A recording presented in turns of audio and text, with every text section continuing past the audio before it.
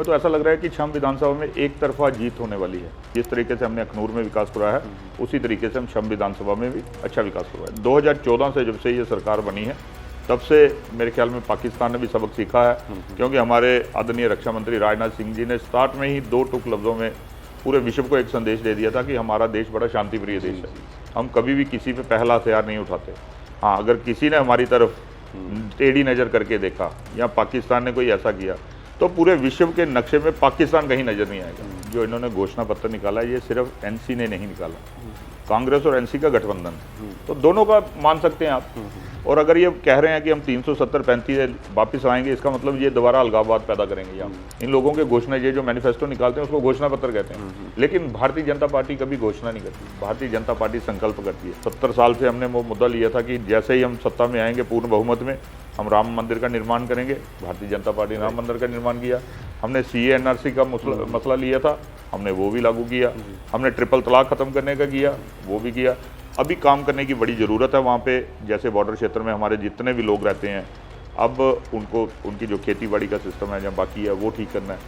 बेरोजगारी बड़ी है वहाँ पे। कोशिश, हमारा प्रयास रहेगा कि जल्द से जल्द एक भर्ती रैली वहाँ पे करवाई जाए, ताकि बॉर्डर क्षेत्र के लोगों में। जम्मू कश्मीर में चुनाव अपने अंतिम चरण में है।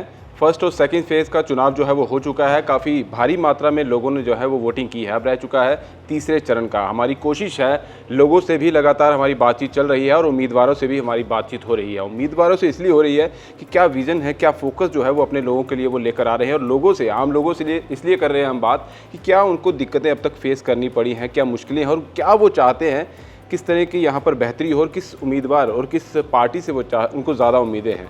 तो आज हमारे साथ अगर बात की जाए तो बीजेपी के छम एरिया के उम्मीदवार राजीव शर्मा जी हमारे साथ, और इनसे आज बातचीत होगी इनके इलाके को लेकर, और ओवरऑल आने वाले समय में अगर ये जीत कर आते हैं, इनकी पार्टी जीती है, तो ये क्या करने वाले हैं। सर, बहुत बहुत स्वागत है आपका। धन्यवाद राहुल जी।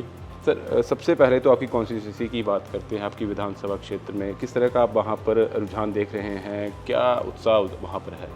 देखिए राहुल जी, जिस तरीके से हमारी सभाएं हो रही हैं, जिस तरीके से हम लोगों का रुझान देख रहे हैं, हमें तो ऐसा लग रहा है कि छम विधानसभा में एक तरफा जीत होने वाली है। हाँ, दूसरे तीसरे नंबर की लड़ाई जरूर है, वो उनकी आपसी लड़ाई है, लेकिन भारतीय जनता पार्टी एक तरफा जीत हासिल कर रही है वहाँ पे।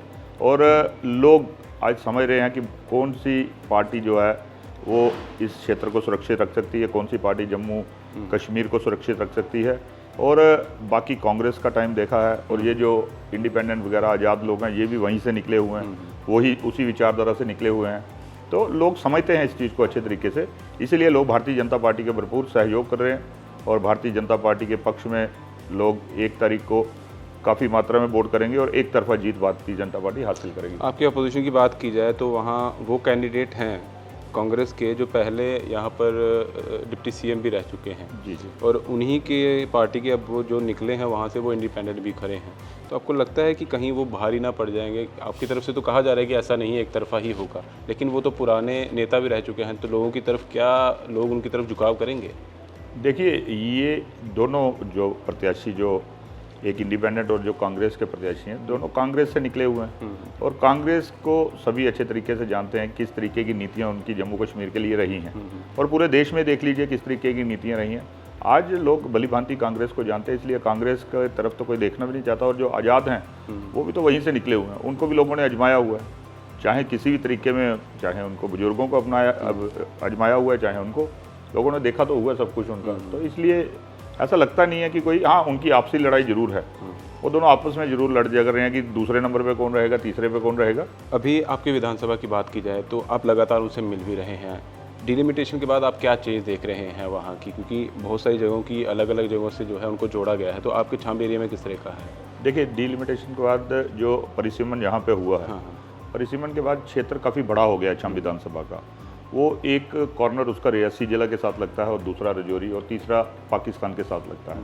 काफ़ी बड़ा क्षेत्र होने के कारण थोड़ा सा भागदौड़ काफ़ी ज़्यादा है, लेकिन ये है कि हमें पूर्ण विश्वास है कि क्षेत्र चाहे कितना भी लंबा हो, हम लोगों की जितनी मूलभूत सुविधाएं और जितने भी बड़े बड़े लोगों के काम वो सब अच्छे से हम करवाएंगे, क्योंकि जिस तरीके से हमने अखनूर में विकास करवाया है उसी तरीके से हम शम विधानसभा में भी अच्छा विकास करवाएंगे। देखिए, जब भी हम मिलने जाते हैं तो हमेशा लोगों की तरफ से कुछ दिक्कतें तो शेयर की जाती है। देखिए, हमारे इलाके की ये दिक्कतें हैं या ये हमें प्रॉब्लम्स जो है वो फेस करनी पड़ी है, वो तो आपसे डिस्कस करते होंगे, कुछ ना कुछ तो आपकी तरफ आता होगा इस चीज़ को दूर करने के लिए। देखिए, दिक्कत काफ़ी ज़्यादा है वहाँ पे। सबसे बड़ी तो दिक्कत वहाँ पे है कि जो हमारी बॉर्डर फेंस है जो उसके आगे जो लोगों की ज़मीन है, सबसे बड़ा मुद्दा तो वही है कि लोग फेंस के आगे ज़मीन है लेकिन उस पर खेतीबाड़ी नहीं कर सकते। जी जी। और उसके बाद टाइमिंग जो है वो आर्मी ने अपने तरीके से रखी हुई है, अपने तरीके से वो गेट खोलते हैं, अपने लोगों की सुविधा के अनुसार ही उन्होंने अपनी सुविधा के अनुसार रखा हुआ है। तो लोगों को दिक्कतें काफ़ी हैं और वहाँ के लोग ज़मीन और किसान लोग हैं, खेती बाड़ी पे ही पूरा निर्भर करता है, तो उन लोगों को भी इस चीज़ से। और फिर उसके बाद अगर हम बात करें उनके रेंटल कंपनसेशन की, जो ज़मीन आर्मी ने ली हुई है, जहाँ जो माइनिंग में जो ज़मीन आई हुई, उसका भी काफ़ी दिक्कत है। 2012 के बाद लगातार वो सारा उनका जो मुआवजा वगैरह है वो मिल नहीं रहा उन्हें। उसके हक के लिए भी हमने लड़ाई करनी है और वो उनको भी दिलवाना है। फिर उसके बाद जब वहाँ पे जो 99 में कारगिल वार हुई थी, उस समय काफ़ी लोग वहाँ से माइग्रेंट हुए थे और 2 कैंप बने थे, एक तो कोडे वाला कैंप और एक नाई वाला। लोग तो वहाँ पे चले गए लेकिन इतनी दिक्कतें हैं उनको कि ना उनके पास लेन ड्रेन, ना बिजली पानी। अब अखनूर विधानसभा में वो क्षेत्र आता है तो अखनूर वाले भी कुछ नहीं करते और छम विधानसभा वाले भी कुछ नहीं करते। तो हमारा प्रयास रहेगा कि उसके लिए एक अलग पैकेज बनाया जाए जिसमें उनकी लेन ड्रेन्स और जितने भी बिजली पानी के जितने भी उनके ज़रूरतें हैं उन सभी को पूरा किया जाएगा वहाँ पे। और उसके लिए हमारा प्रयास रहेगा कि जल्द से जल्द वो एक ऐसा प्रोजेक्ट बना के, ताकि उनको, और एक समय उनका 78 करोड़ पे पड़ा भी हुआ था और वो 78 करोड़ वहाँ पे लगना था, लेकिन पिछली सरकारों ने क्या किया, कहाँ लगाया कि पता चलता है कि किसी दूसरे क्षेत्र में लगाया। अगर उनका हक वहाँ पे बनता तो उसको वहीं पे लगाओ ना, दूसरे क्षेत्र में क्यों लगाते हो। तो हम प्रयास करेंगे कि एक तो उसकी इंक्वायरी करवाएंगे कि उसमें क्या हुआ था, और दूसरा उस क्षेत्र में जितनी भी उनकी ज़रूरतें हैं वो पूरी करेंगे। इंटरनेशनल बॉर्डर है आपका पूरा का, देखा जाए तो काफ़ी ज़्यादा नुकसान भी वहाँ पर लोगों को पिछले सालों पहले देखने को मिला होगा। माल मवेशी है, खेतीबाड़ी भी करनी होती है, अपने घर परिवार की भी देखभाल करनी होती है, तो किस तरह की दिक्कतें इस चीज़ को, क्योंकि जब शेलिंग वगैरह वहाँ पर होती थी। देखिए, ये सबसे बड़ी हमारी सौभाग्य की बात है कि 2014 जब से नरेंद्र मोदी जी की सरकार सत्ता में आई है, उसके बाद तो ऐसा कुछ हुआ नहीं। और उससे पहले तो आए दिन मेरे ख्याल में हर साल 2 साल के बाद हमें वहाँ से पलायन करना पड़ता। हम सभी वाटर क्षेत्र के लोग हैं और आए दिन हमें वहाँ से पलायन करना पड़ता था। कभी तो हम खाना खा रहे होते थे, खाना खाते खाते वहाँ से फायरिंग और शेलिंग होती थी। कई बार बच्चे पढ़ाई कर रहे होते, पढ़ाई करके, और बच्चों की पढ़ाई दरबदर होती थी, हमारे माल मवेशी की दरबदरी, और उसके बाद हमें लोगों को वहाँ से पलायन करना पड़ता था। तो ये काफ़ी दिक्कतें रहती थी। लेकिन 2014 से जब से ये सरकार बनी है तब से मेरे ख्याल में पाकिस्तान ने भी सबक सीखा है, क्योंकि हमारे आदरणीय रक्षा मंत्री राजनाथ सिंह जी ने स्टार्ट में ही 2 टूक लफ्ज़ों में पूरे विश्व को एक संदेश दे दिया था कि हमारा देश बड़ा शांति प्रिय देश है, हम कभी भी किसी पे पहला हथियार नहीं उठाते। हाँ, अगर किसी ने हमारी तरफ टेढ़ी नज़र करके देखा या पाकिस्तान ने कोई ऐसा किया तो पूरे विश्व के नक्शे में पाकिस्तान कहीं नज़र नहीं आएगा। तो उसके बाद 1-2 बार हिमाकत की पाकिस्तान ने, और उसका जब मुंह तोड़ जवाब मिला तो अब पाकिस्तान की इतनी हिम्मत नहीं है कि वो कभी भी ऐसा कुछ करेगा, क्योंकि इससे पहले जो सरकारें नहीं, वो तो दिल्ली के आदेश, हमारे जो आर्मी के लोग वो करना तो चाहते थे सब कुछ, लेकिन दिल्ली के आदेश का इंतजार करते थे कि दिल्ली से आदेश आएगा तो हम फायरिंग करेंगे। और ये रहते थे, दिल्ली वाले तो रहते थे अपना सीज फायर का उल्लंघन नहीं करना, वो चाहे कितना भी उल्लंघन करें, वो चाहे फायरिंग करें, हमारे नागरिकों को मारें, हमारे माल मवेशी का नुकसान करें, लेकिन हमारी दिल्ली की सरकार कहती थी कि नहीं, हम सीज फायर का उल्लंघन नहीं करेंगे। और 2014 के बाद जब से ये भारतीय जनता पार्टी की सरकार आई है, एक गोली अगर वहाँ से चलती है तो यहाँ से गोलों की बौछार होती है। और 2-3 बार हिमाकत की, अब पाकिस्तान की इतनी हिम्मत नहीं है कि वो अभी कोई ऐसी नापाक हरकत करेगा।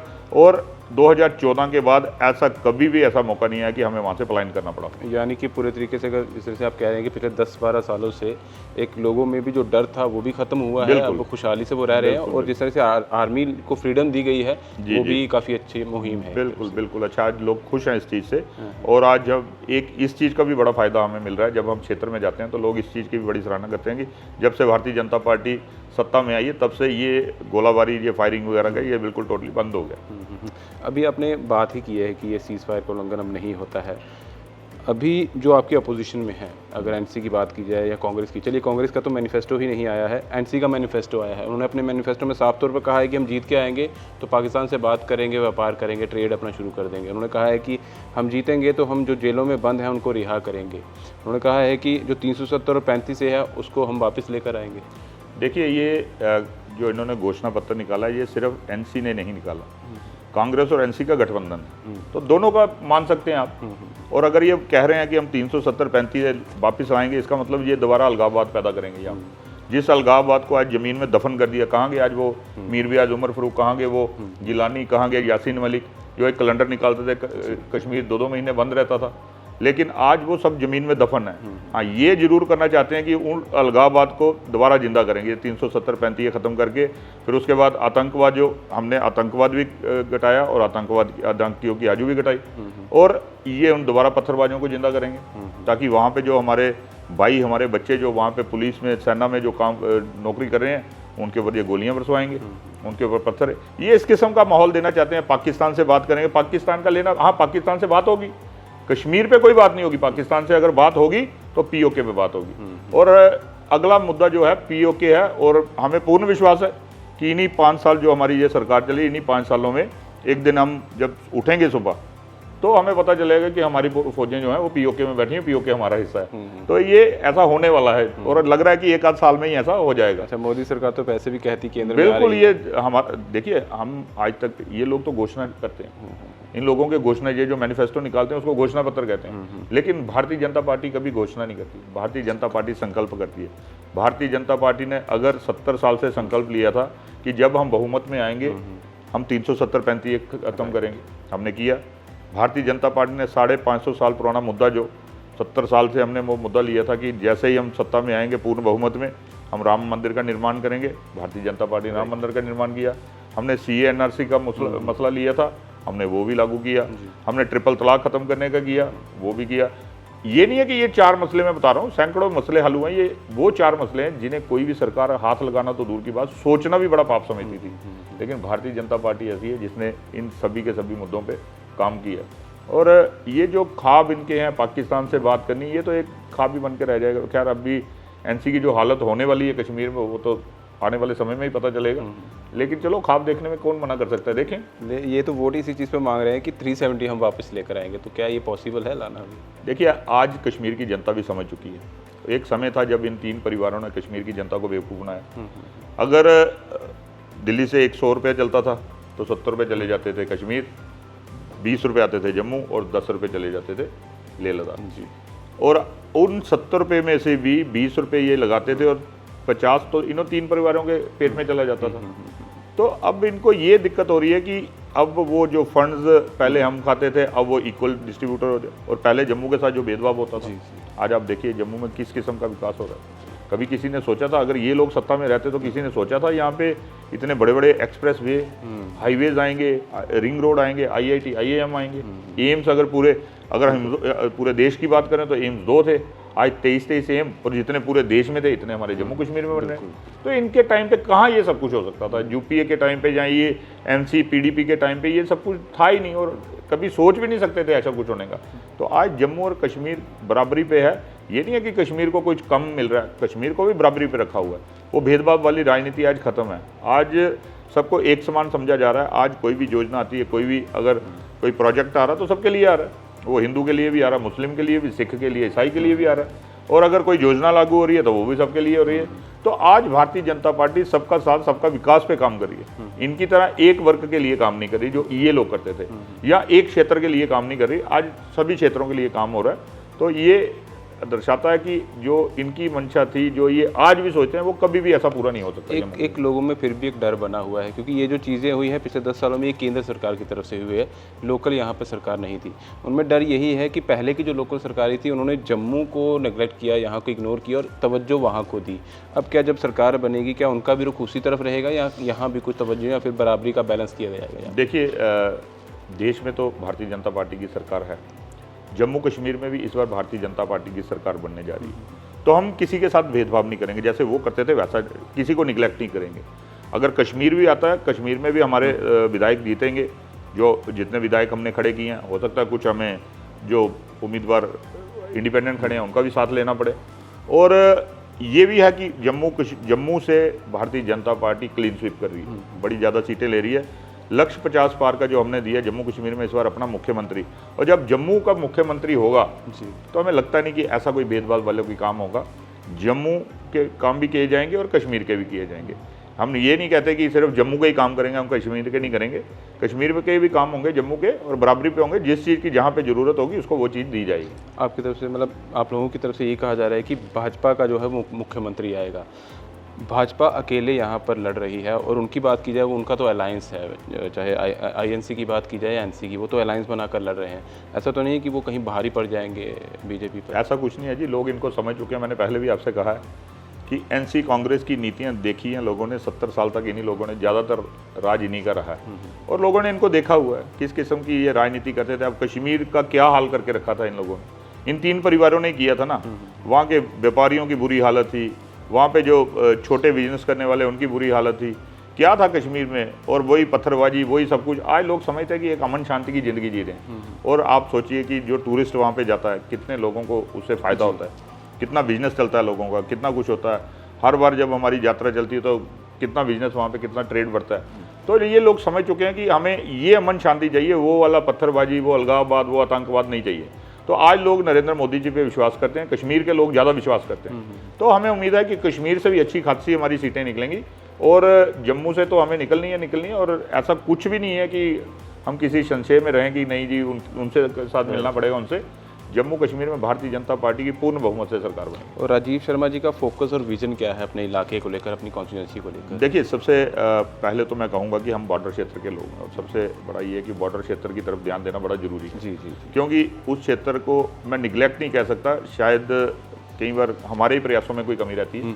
तो अभी काम करने की बड़ी ज़रूरत है वहाँ पे। जैसे बॉर्डर क्षेत्र में हमारे जितने भी लोग रहते हैं, अब उनको उनकी जो खेती बाड़ी का सिस्टम है या बाकी है वो ठीक करना है। बेरोजगारी बड़ी है वहाँ पे।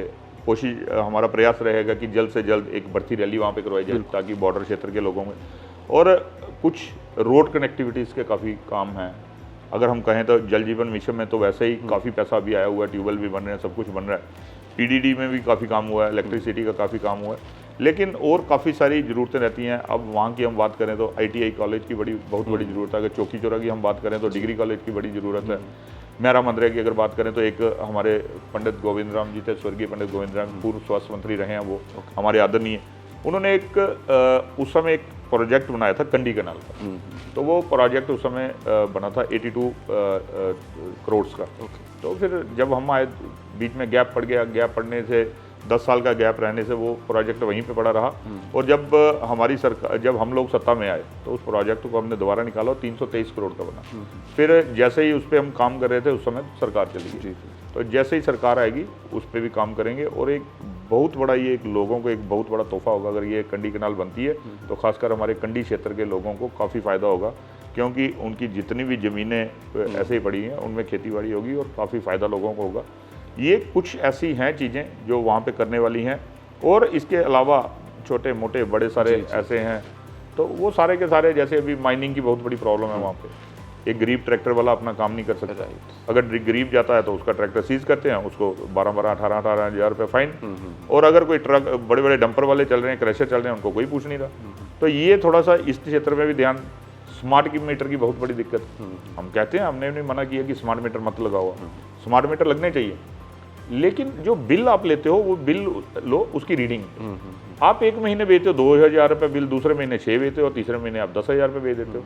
ये चीज़ें नहीं चलेंगी वहाँ पे। और सबसे बड़ा, जो हम अपने क्षेत्र की बात करें, जब हम विधायक थे उस समय हमने प्रयास किया था कि अखनूर को जिला बनाने का, डिस्ट्रिक्ट बनाने का। और ऑलमोस्ट परिसीमन से पहले ये सारा प्रोसेस हो भी चुका था और सारी चीज़ें तैयार करके रख दी थी। और हमें ये था कि अब बस अनाउंस होने वाला है कि अखनूर सबसे पहले डिस्ट्रिक्ट बनेगा। लेकिन उसके बाद परिसीमन बीच में आ गया तो वो पीछे रहा। अब हमें उम्मीद है कि जैसे ही ये डिस्ट्रिक्ट का प्रोसेस चलेगा तो सबसे पहले जिला अखनूर सबसे पहले घोषित किया जाएगा। क्योंकि अखनूर का अगर हम क्षेत्रफल देखें तो सबसे ज़्यादा है, अगर पॉपुलेशन देखें तो सबसे ज़्यादा है। उस हिसाब से अखनूर जिला मेरे ख्याल में सबसे पहले जो बनना चाहिए। और ऑलमोस्ट सब तैयार है, अब सिर्फ घोषणा करनी बाकी रह गई है। और अगर जिला बन गया तो सारी समस्याएं हल हो गई हमारी। तो प्रयास ये है कि जल्द से जल्द इस पर भी काम किया जाए और इसे जिला घोषित करवाया जाए। एक सवाल ये है, लोगों की हमेशा ये शिकायत कह सकते हैं, लोग कहते हैं कि जब चुनाव होते हैं तो जो उम्मीदवार होते हैं वो आते तो हैं, सबसे मिलते हैं, पैदल चल कर आते हैं, जहाँ नहीं भी पहुँच पाते हैं, लेकिन जीतने के बाद जो है वो 5 साल तक नज़र नहीं आते हैं। ये एक शिकायत ज़रूर लोगों में रहती है। देखिए, ऐसा कभी होता नहीं। कोई एक आध क्षेत्र अगर कहीं छूट गया हो तो हम कह नहीं सकते। लेकिन 3.25 साल तक हम विधायक रहे हैं। 3.25 साल तक हमारा लगातार लोगों में जाना रहा। और उस समय क्या होता है, मैं आपको सीधे खुल के बात करता हूँ, उस समय लोगों की भी अपेक्षा रहती है कि आए विधायक और हमारा ये काम करके जाए कुछ ना कुछ हमें। और उसके बाद जब सरकार चली गई, अब एक आदमी ने प्लान किया होता पूरे कि 6 साल हमारे पास हैं और 6 साल में हमने ये करना है, एक टारगेट, एक साल में हमने ये करना है, दूसरे साल में ये, तीसरे में ये करना है। जब 3.25 साल में सरकार चली गई तो उसके बाद फिर वो चीज़ें नहीं हो पाती जितनी होनी चाहिए। हाँ, लगातार 3.25 साल तक, जब तक हम विधायक रहे हैं, 3.25 साल 4 साल तक हम लोगों के साथ संपर्क में रहे हैं। उसके बाद लोगों का भी थोड़ा सा कम हो जाता है कि लोग भी बुलाना बंद कर देते हैं कि इनके पास है ही कुछ नहीं, बुला के क्या करें इनको। तो उसमें क्या होता है कि जाते तो हैं, अब अपने लोग, व्यक्तिगत संपर्क तो हमारा काफ़ी लोगों से होता रहता है, लेकिन वो गिनती में नहीं आता। गिनती में आएगा जब लोग बुलाएंगे, वहाँ पे सभा होगी, वो गिनती में आएगा।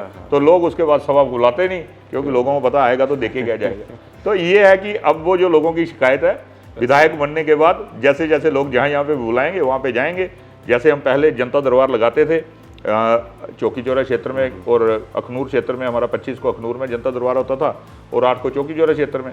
इस तरीके से अब मेरा मांद्रा भी जनता दरबार लगेंगे, अखनूर में भी लगेंगे, और सारी अपने छंबो में भी लगेंगे, और मेरा मंदिर, चौकी चौरा, 3 जगह पे हमारा जनता दरबार। और जहाँ यहाँ पे भी जाएंगे पंचायत वाइज, वहाँ पे जाके भी पूरे ऑफिसर्स लेके जनता दरबार लगाएंगे। लोगों की ये वाली शिकायत नहीं रहेगी कि आए नहीं या मिले नहीं, ऐसा पहले भी नहीं था। हाँ, कुछ क्षेत्र ऐसे होते हैं जहाँ कई बार विरोधी भी इस चीज़ को ज़्यादा उछालना शुरू कर देते हैं। तो ऐसा कुछ नहीं है, लगातार लोगों के संपर्क में 3.25 साल रहे हैं। और उसके बाद जहाँ यहाँ पे भी लोगों ने, जिन जिन लोगों ने बुलाया वहाँ पे गए हैं और वहाँ पे बैठकें भी की हैं, लोगों से मिले भी हैं, और जिस हद तक हो सकता था उस हद तक हमने लोगों के काम भी किए हैं।